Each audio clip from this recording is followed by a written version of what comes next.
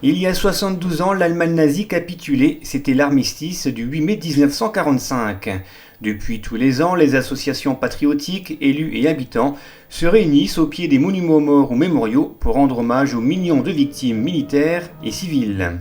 Ce lundi à Romba, une cérémonie commémorative s'est tout d'abord déroulée au mémorial américain du capitaine James Russell Anderson, rue de Metz.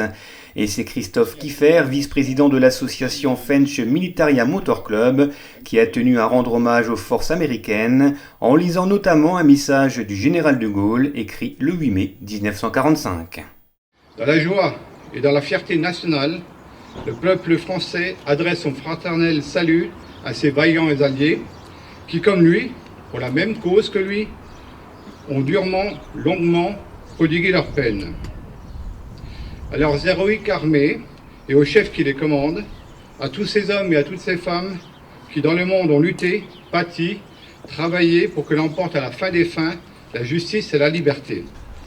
Honneur, honneur pour toujours à nos armées et à leurs chefs.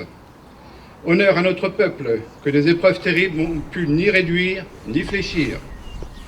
Honneur aux Nations Unies qui ont mêlé leur sang à notre sang, leur peine à nos peines, leur espérance à notre espérance et qui, aujourd'hui, triomphe avec nous. Vive la France! Charles Risser, maire adjoint, a ensuite pris la parole pour rappeler également les sacrifices des soldats américains venus libérer en juin 1944 la France et l'Europe de la barbarie nazie. Et il est important que l'on se souvienne aujourd'hui, 72 ans après, de ce lourd sacrifice de personnes qui ont cru en un idéal qui était celui de la liberté et que cet idéal perdure encore aujourd'hui.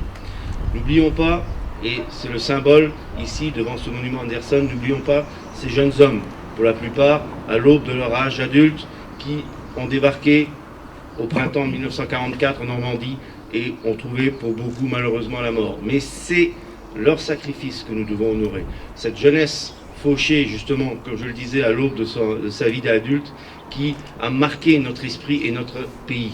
Il est important de se souvenir de ces jeunes gens qui ont contribué à ce que nous sommes aujourd'hui. Et nous devons perdurer au-delà des générations leur mémoire. Cette cérémonie de la victoire s'est ensuite poursuivie au monument aux morts avec un dépôt de gerbes de fleurs par la municipalité et les représentants d'associations patriotiques.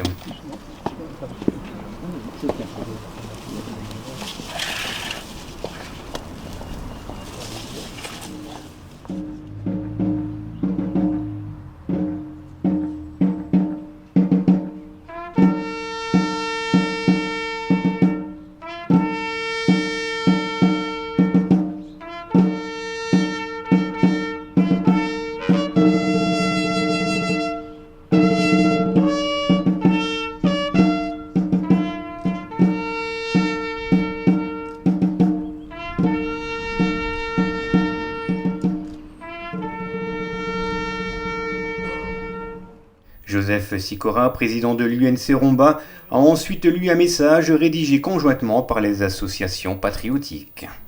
Le 8 mai est enfin un jour d'espérance, en un avenir de paix, qui invite à communiquer aux jeunes générations le respect des valeurs nationales, le sens du devoir et l'idéal de ceux qui ont combattu et fait le sacrifice de leur vie pour une France libre, fondement et route pour la paix. La paix qui est un bien indivisible, où c'est le bien de tous, où il n'est de personne. Elle peut être réellement acquise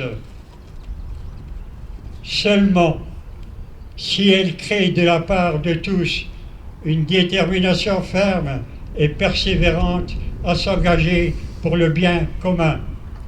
Cela implique de ne pas se laisser guider par l'appétit du profit et par la soif du pouvoir.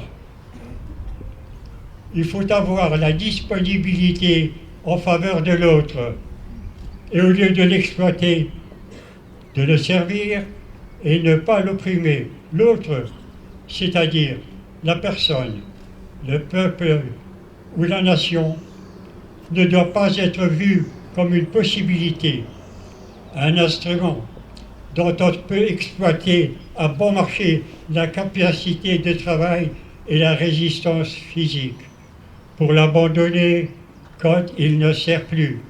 Mais comme un être humain avec ses droits et son égalité à l'égard de tous, vive la France, vive l'Europe et en elle l'esprit de paix.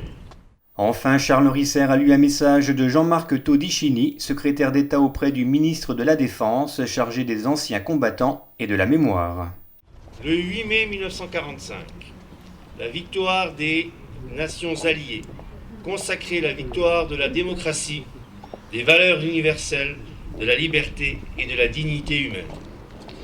Il y a 72 ans, prenait fin en Europe la guerre la plus meurtrière que l'humanité ait connue. Plus de 50 millions de femmes, d'hommes et d'enfants, dont la moitié de civils, périrent. Dès le 18 juin 1940, par la voix du général de Gaulle, la France avait dit son refus et sa volonté d'agir pour retrouver sa place au sein des grandes nations, afin de porter son message universel de liberté, égalité et de fraternité.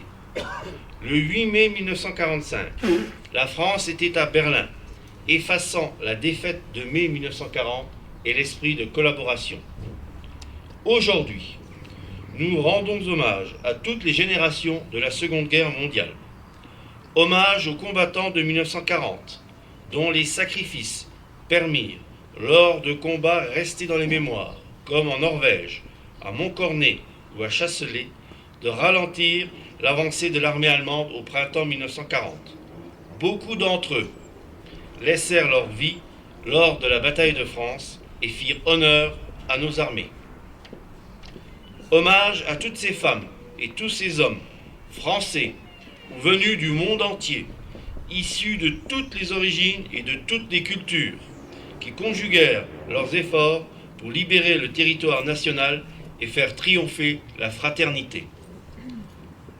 Hommage aux Français libres qui, audacieux et précurseurs, venant de France, d'Afrique ou d'ailleurs, légionnaires, tirailleurs, marsouins, marins ou aviateurs, constituèrent une admirable cohorte de volontaires ayant en commun la croix de Lorraine. Ces soldats de l'armée d'Afrique, anciens de Bir Hakeim, débarquèrent en Provence. Ceux des commandos Kiefer furent les premiers Français à débarquer en Normandie. Hommage aux résistants de l'intérieur, de toute conviction, qui choisirent de mener le combat sur le territoire national au sein de réseaux, de mouvements, de maquis. Hommage aux victimes de la déportation, condamnées pour leurs idées, pour ce qu'elles étaient, qui subirent l'innommable.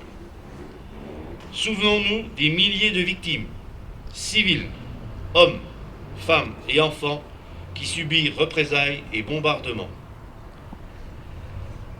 Souvenons-nous également de ces victimes trop longtemps oubliées, gens du voyage fichés et internés, malades et handicapés, morts de délaissement dans les établissements qui les hébergeaient.